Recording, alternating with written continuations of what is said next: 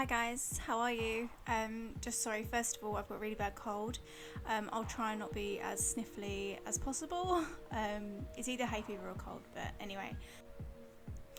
As you can tell by the title, this is going to be a review of the self-proclaimed most vibrant watercolour palette ever, and a little mini watercolour mixed media of this painting of my dark elf character design. So the products I used the Arches cold press 140 pound paper. I much prefer the cold press. I love the little bumps that you get in cold press, but I will eventually try the hot press ones since you get more of a smooth application, especially with using colour pencils. And obviously I use this Stuart Semple palette, the world's colourist watercolours. I use the Liquitex I can't pronounce it, inks. I'll write the specific colours down below. I use my Dr. P.H. Martin's Bleed Proof White ink, my Delta ink pen, and my Jackson watercolour brushes. And for fine details, I use my Arteza fine brushes. Okay, let's get started, shall we? I'll list off the colours in a minute when I do the swatches. I'm just going to open it up. Okay, first thing I do have to say is that I am very disappointed in the size of the watercolours. But because they're so pigmented, or they say they're so pigmented, maybe you don't need to use as much, so maybe that's what they were going with. I'll just show you my minis. As you can tell, they're a lot bigger, so I was looking at it in comparison. That's my Arteza one, and this one is my Primer Colours, so it's very dirty. I use that one a lot. So yeah. But they did come with a little brush, which I kind of like. I mean, I don't use these brushes, but they are cool. Maybe I should start using these brushes. But yeah, very fine nib. And little sponges. I don't know what they're used for, but yeah. Okay, so I sped this up, so I'm going to say this very, very quickly. Just letting you know that I've gone from top to bottom, left to right, okay? Okay, so the first four are Saint, Soft Shock, Happy, Sensei, Crush, 15 Minutes, Vincent, Ray Gun, Alt Star, Runaway, Jealous, Pink, Bowie, Dropout, Britney, Haze, Always, Dive,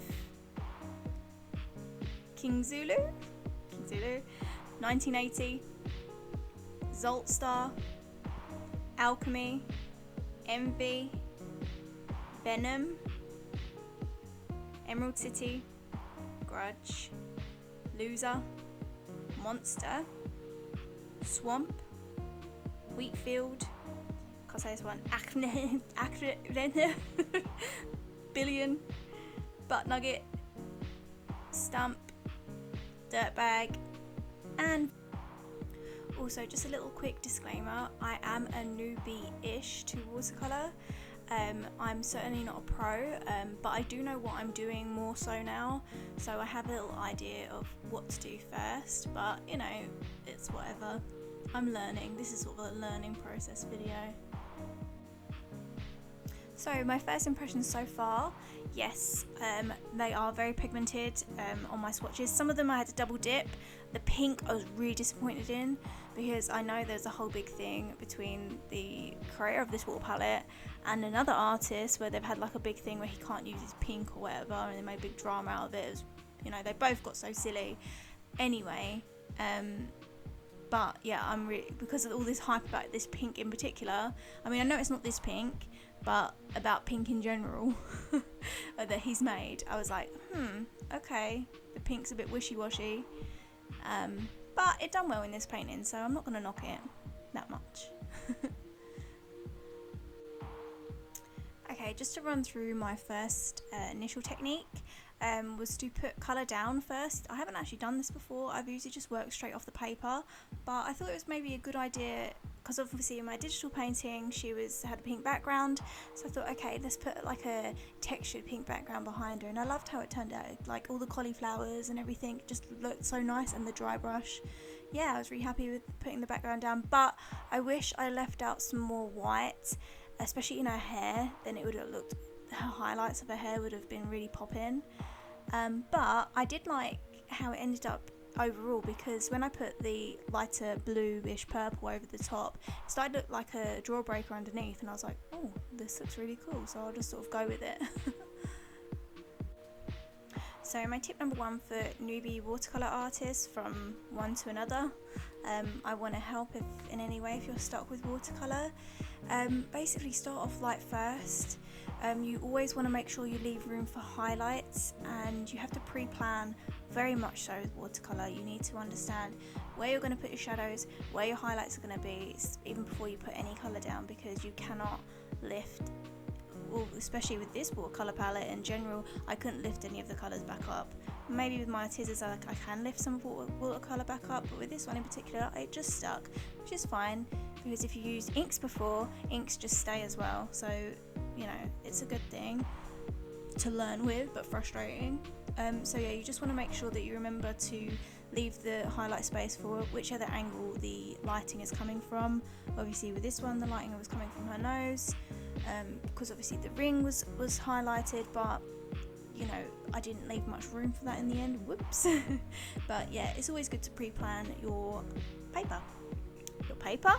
painting.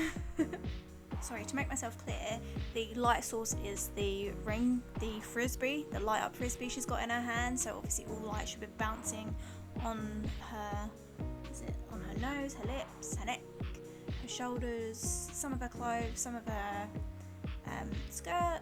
But to be honest with you, I don't think I even done that. I was too excited to colour with them, and then I just left it out anyway. But to make it more effective, I should have left those bits out, definitely.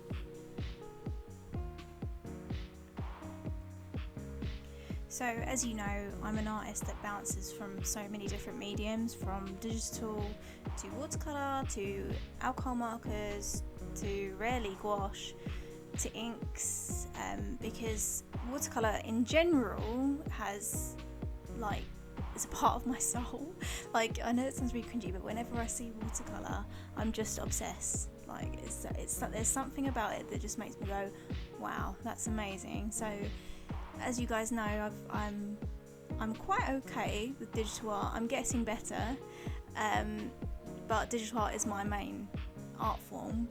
But I'm doing these watercolour bits on the side because I usually do like, which one's better? Is it the digital one or the traditional one? And people, you know, write to me and let me know which one they like, or whatever, they try to comment, which is so fun. But also this is a really big learning process for me, so I need to keep it up, because some of my, like this watercolour palette I got for Christmas, and it's now July.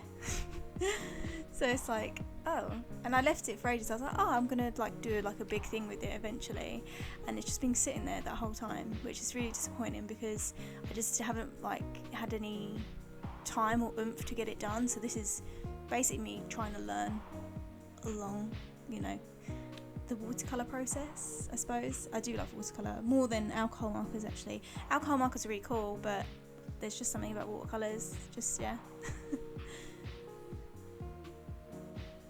What I'm trying to say is that I'm trying to put more practice into traditional art because I love it so much, and I want to be able to replicate what other people do. I'm just very jealous of other people's work, and I'm like, how do they do watercolour? And then you look at their profile feeds or you look at their TikToks and you think, oh, they're doing it every day. That's why. They're practicing. Duh. So I need to start practicing and just going with it. I think that's my other tip for beginner watercolour artists. You just have to have faith in that you're going to do a good job. If you're going to doubt every little brushstroke you're going to do, it's just going to be messy. You know, this one in particular, it's not my best work in the world. I had fun with it though, and that matters, right? But also at the same time I had faith that I could do it. You know, it was just very much like, yep, I can do this, no problem. Just got on with it. And then any sort of like, you know, you get that artistic flair that goes in your head and go, oh, what about this? And then like you do it and you think, yeah, that's good. You'll see at the end I put like silver ink over the top. It's okay. I wish maybe I didn't do as much, but you know, whatever. That's what, you know, you just have to take it easy. and you just have to learn the basics, teach yourself the basics, because there are rules-ish in watercolour. You know, you have to, it requires a special look. If you want the special look, you need to learn how to do the special look. If you want cauliflowers, if you want glassy look, if you want this and that and blah blah blah. Again, I'm a newbie, you know, I'm gonna learn. I should also, going back, this is me just chin wagging now, but going back on my process, I really wish I used pencils for a lot of the shading, and I didn't even think of it. I just thought, no, let's just do ink and watercolour. It'll be fine. That's something I also need to incorporate. I need to get better at, is to put in pencils. I need to get some better pencils, and also I probably need to change my paper to a hot press, because with the cold press there's all these lovely textured bumps on the surface, and sometimes I've found in the past, I mean, if any of you can give me a tip, I would very much appreciate it. But I find that when I go over it with my polychromos, it leaves this really weird grainy sort of texture, because it just picks up all the lovely bumps underneath, and I don't want it to do that. I want it to sort of bleed into the painting. So I need to get better at colour pencils. That's something I need to work on.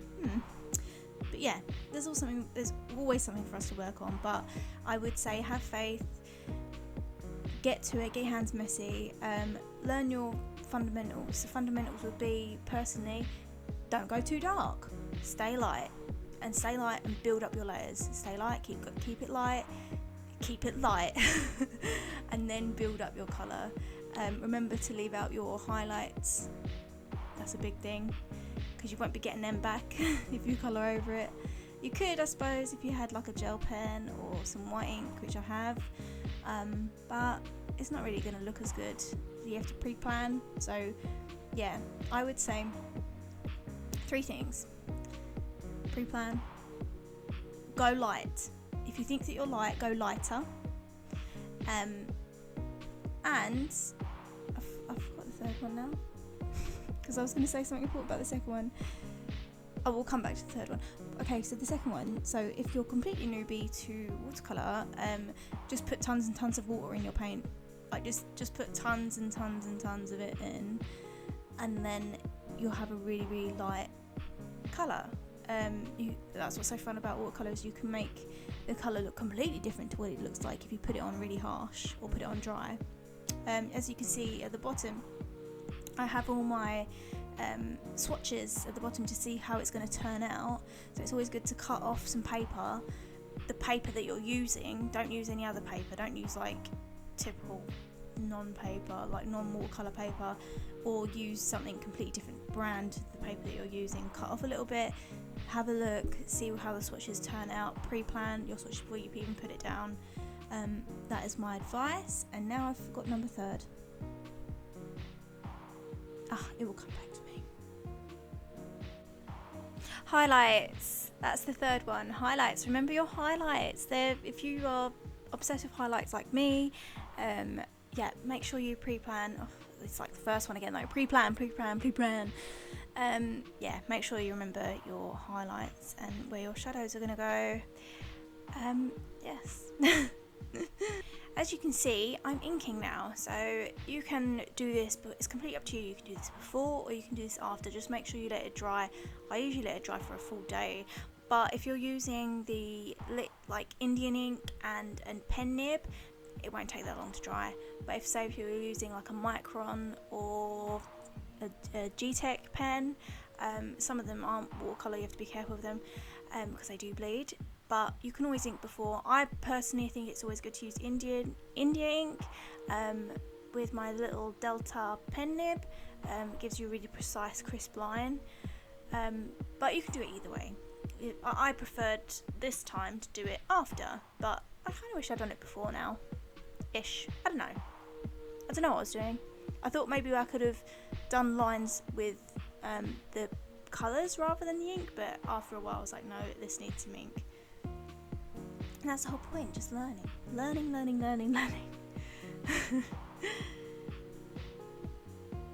Also, I just want to say sorry for, you can see my hairline and all my grey hairs. That's brilliant, isn't it? That's brilliant. And my ugly mug keeps keeps getting in the frame, so I'm very sorry. I do apologise for that. I'm going to get a better tripod eventually. This tripod was meant to be for digital artists and traditional artists, but it's crap. It's really, really low down. I need something a lot more higher. I will invest and have a look to see what's around.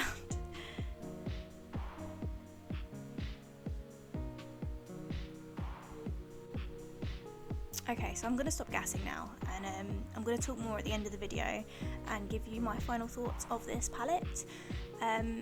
Overall, I'm pretty happy with this. Yeah, it's turned out well. I'm getting better and better every time I'm doing it, but there's a lot of things that I really wish I could progress in. Shading, I wish there was better shading on there, a bit more darker. I wish I could colour pick some of the colours a bit better. In particular, I think maybe I shouldn't have gone with the purple underneath her skin, but then it shows through, so no, I take that back. No, I like that. I take that back. Her hair, I wish I could make it a little bit more less transparent. I wish it was a bit more darker, but because of my original character design, her hair was quite light. I couldn't really do that anyway. But yeah, there are always things that we don't like as artists, isn't there? But yeah, anyway, I'm going to stop talking. I'll talk to you in a bit.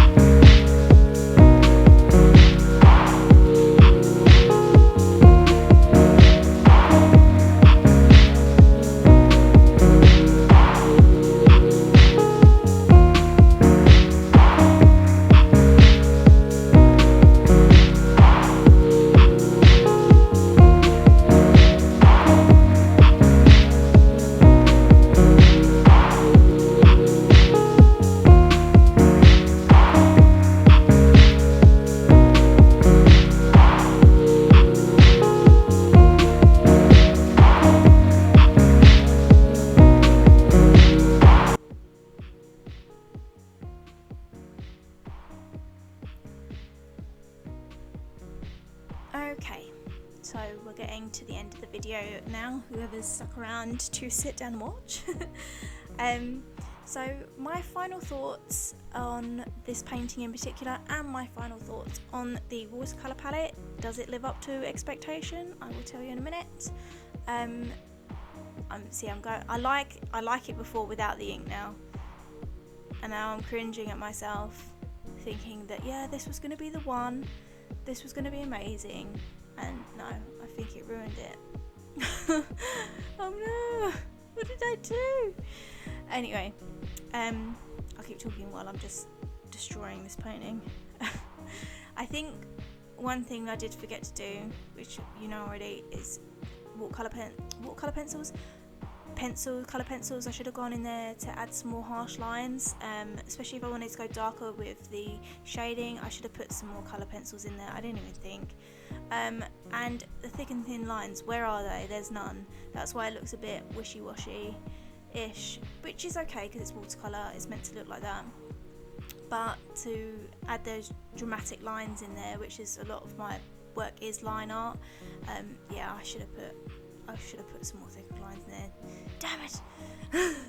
Anyway, so what do I think about this watercolour palette? Short answer is yes, I like it.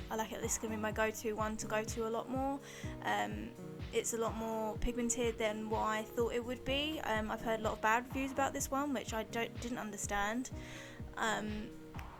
Doing it now, I was like, I don't know what these people are talking about, but they're professionals, so they probably know a little bit more than me. But I can compare this to 4-5 other palettes I've used in the past. I mean, I've been doing watercolour for about 2 years-ish now, and yeah, it is the most pigmented palette I've ever used, like that, no lie, like guaranteed.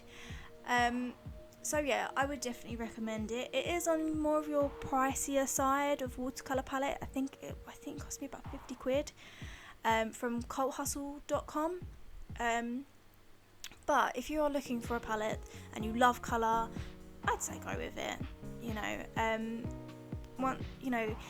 If you're a pro, you probably know all the ins and outs of the watercolour world anyway, so you probably don't need it, because you probably can make your own very vibrant colour on your own with all your sets.